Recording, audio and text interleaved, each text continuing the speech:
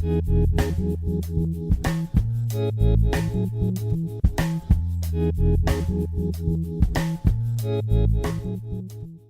on regarde la carte de la Méditerranée que vous voulez rajeunir, que vous voulez entraîner, elle ressemble de façon tellement impressionnante à la carte de l'Empire romain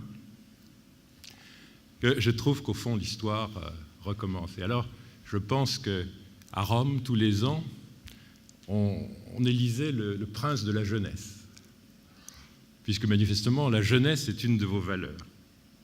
D'ailleurs, une valeur qui est partout en Afrique. Moi, je suis frappé par le fait que la jeune génération, totalement sans complexe, parfaitement bien formée, qui pourrait faire sa vie dans la Méditerranée, mais qui pourrait la faire en Asie, mais qui pourrait la faire aux États-Unis, mais qui pourrait la faire partout dans le monde, est une génération qui prend les rênes d'abord du pouvoir économique, vite du pouvoir politique et du pouvoir intellectuel. Et franchement, moi je suis frappé d'un bout à l'autre de l'Afrique subsaharienne comme de l'Afrique du Nord par cet élan d'une génération. Donc c'est bien, vous êtes les princes de la jeunesse, en tout cas vous vous occupez de faire que la jeunesse des princes de ce monde soit active. Je voudrais vous rappeler que c'est une bonne idée de construire l'Empire romain, mais vous êtes familier de la carte de l'Empire romain, vous savez qu'il était fermé par un mur, le limès.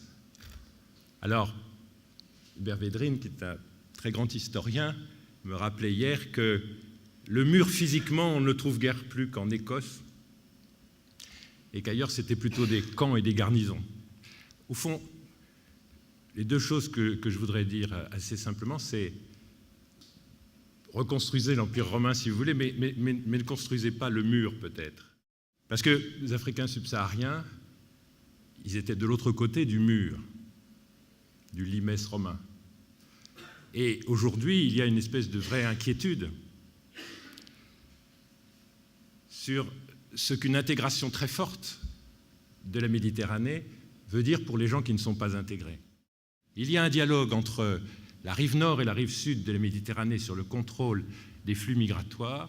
Il est très, très, très important que votre génération soit en alerte sur les risques de tension que cela peut provoquer et soit en alerte sur le fait qu'il ne faut surtout pas détruire de part et d'autre d'un mur que l'on élèverait quelque chose qui est très fécond pour l'Afrique du Nord, c'est qu'il existe simplement une Afrique au sud de l'Afrique du Nord.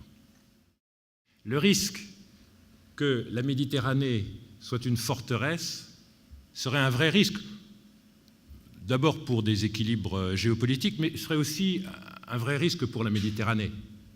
Il y a vraiment deux murs à ne pas construire. Celui des hommes, celui des marchés, disons au centre du Sahara, et c'est évident pour ceux d'entre vous qui, étant marocains, tunisiens, savent qu'il y a déjà des flux financiers importants, que le réseau bancaire marocain irrigue maintenant toute l'Afrique occidentale et centrale, que c'est un vase d'expansion très important du développement du Maghreb. Donc, le mur vers le sud, c'est se priver de beaucoup d'opportunités, et le mur vers l'est, qui consisterait à ce que ne se sentent pas très proches des projets de l'Union méditerranéenne des pays du Golfe, serait un mur encore plus absurde. D'abord, il est tant de gens qui, du Maghreb, vont chercher à s'employer vers les pays du Golfe et y apportent des connaissances, de l'encadrement, des ressources humaines très qualifiées, qu'arrêter ce flux serait fou. Et en sens inverse, il est tant de capitaux qui peuvent venir s'investir qu'arrêter ce flux serait incroyablement délétère. Par conséquent, moi je vous conseille l'Empire romain sans le limès.